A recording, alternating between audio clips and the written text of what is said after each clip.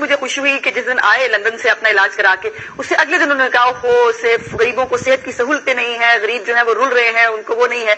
जब उनके इलाज बाहर होंगे, उनकी जब फैमिली के इलाज बाहर होंगे तो यकीनन गरीबों के साथ यही होगा। अभी तो सदर साहब ने सिर्फ जेल की चंद कहानियां बताई हैं कि जेल से ये किस तरह भागे थे।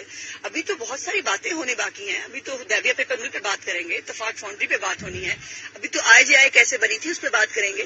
उसामा बिन लादेन के साथी कौन थे, उनको कैसे फाइनेंस करते रहे, तो किस किस के साथ ताल्लुक था, ये तमाम बातें जो है अभी हम करेंगे। और उन्होंने तो एक सोच की बात की है और उन्होंने रिक्वेस्ट की है कि खुदारा अपने इदारों को मत लड़ाएं और अब पाकिस्तान के बारे में सोचें। हमें तकलीफ यह है कि जो जुबान कल तक रॉ के लोग बोलते थे या जो जुबान कल तक इंडियन मीडिया बोल रहा था, आज इंडियन मीडिया खामोश है और नवाज शरीफ साहब बोल रहे हैं, तो इसकी ये यकीनन ये पूरी कौम को समझ में आ रहा है।